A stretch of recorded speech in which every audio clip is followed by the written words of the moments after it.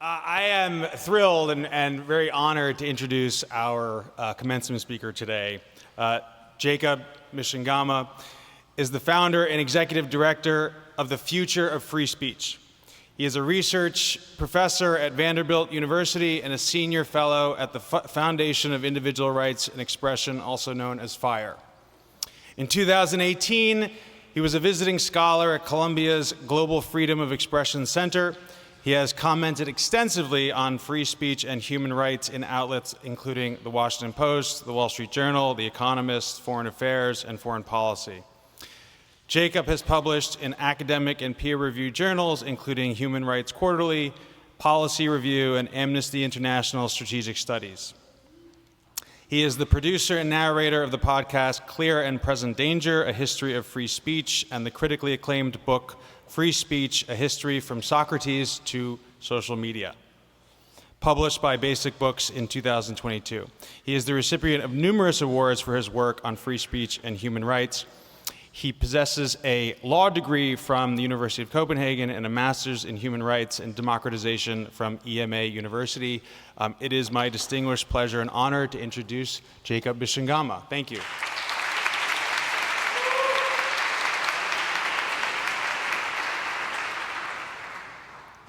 Thank you, Bill.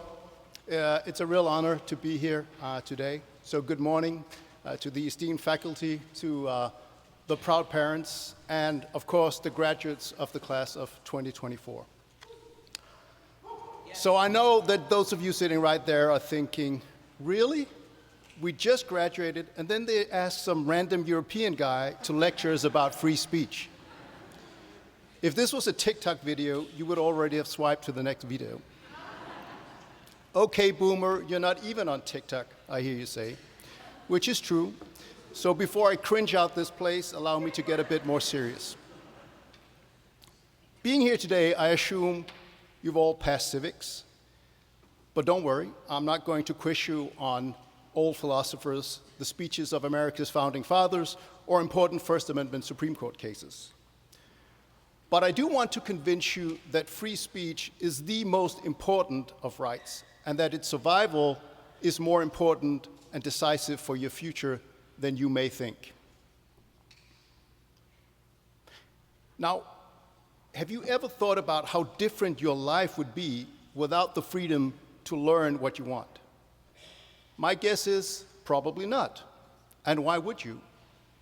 You live in an open democracy with strong First Amendment freedoms that protect your right to think and speak as you wish. But actually, your enjoyment of these freedoms makes you part of a very tiny minority of human beings throughout global history. Even here in America, free speech was long denied to minorities. So to get a sense of what life without freedom of thought and speech would feel like, I want you to travel back to pre-emancipation America. Imagine that you are a curious and thoughtful child, but instead of living on affluent Manhattan, you were born into slavery in the South. And when the wife of your slave master teaches you how to read, her husband becomes furious because if you teach him how to read, he'll want to know how to write, and this accomplished, he'll be running away. For one young boy, this exact scenario became a pivotal moment in his life. He realized that knowledge was the key to his freedom, both in mind and body. Despite constant danger, he befriended local white children, exchanging bread for reading lessons. He studied in secret, using whatever old books and newspapers he could find. He carried around a Webster spelling book. Each word he learned became a step toward liberation, a journey of empowerment. Once you learn to read, you will forever be free, he later proclaimed. Now, I promise not to quiz you, but can any of you guess who I'm talking about? Well, that young boy was none other than Frederick Douglass. Perfect. His quest for knowledge transformed him into a leading abolitionist and an eloquent orator whose words delivered devastating blows to slavery and struck a blow for freedom as well. But Douglas' experience didn't just teach him about the importance of education. He realized that slavery and all kinds of oppression was built on the denial of the right to think and speak freely. And so he understood that the right of speech is a very precious one, especially for the oppressed. Okay, so I'm sure you're sending snaps to your friends right now. He told us he wasn't going to talk about old historical guys, so what the heck does Douglas' life have to do with us? Well, let's fast forward to 2024, and if there's one lesson I want you to take away from today, it's not to take free speech for granted. Douglas had to literally search for scraps to read and learn at the risk of being whipped or sold. You, on the other hand, were not only born in freedom, you have all the information and knowledge in the world available on the phones in your pockets. It's easy to take it for granted, but this privileged position shouldn't make you lose sight of how rare and valuable the freedom to enjoy that knowledge really is. Right now, a global free speech recession is threatening the future of freedom. Even today, girls in Afghanistan, for instance, are banned from education under the Taliban. And right here in the United States, there are politicians who want to censor school libraries and decide what college professors can teach when it comes to so-called divisive issues. Unfortunately, this is happening at a time when the civic commitment to free speech is in decline. Many students only a few years older than you entered college unequipped with Frederick Douglass' appreciation of how empowering it is to combine knowledge and free speech. Instead, some of your predecessors have embraced the view that free speech is a threat to equality and should only be used by the righteous. As such, they believe they are entitled, or even required, to deny free speech to others.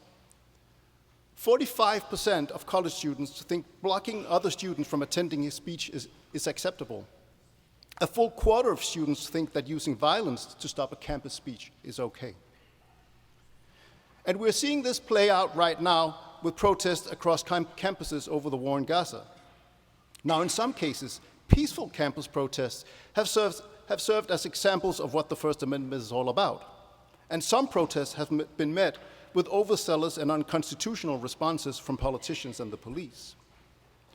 But in other cases, we have seen protests devolve into intimidation, harassment, and even instances of violence. Some students believe that their cause against injustice, real or imagined, grants them the moral high ground to disrupt academic pursuits, shout down speakers they disagree with, occupy buildings, or deny the press access to their liberated zones. But this is a deeply distorted and twisted version of free speech. When Douglas gathered with fellow abolitionists in Boston in 1860, they were greeted by a mob that shut down the meeting.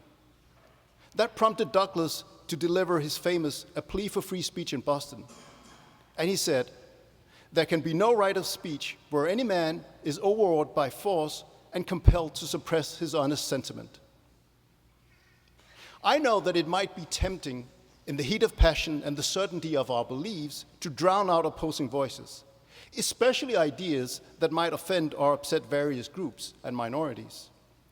And of course, counter-protests are a legitimate and important form of expression, but they should not cross the line into the heckler's veto, intimidation, or violence that deny to others the rights that you insist on exercising yourself.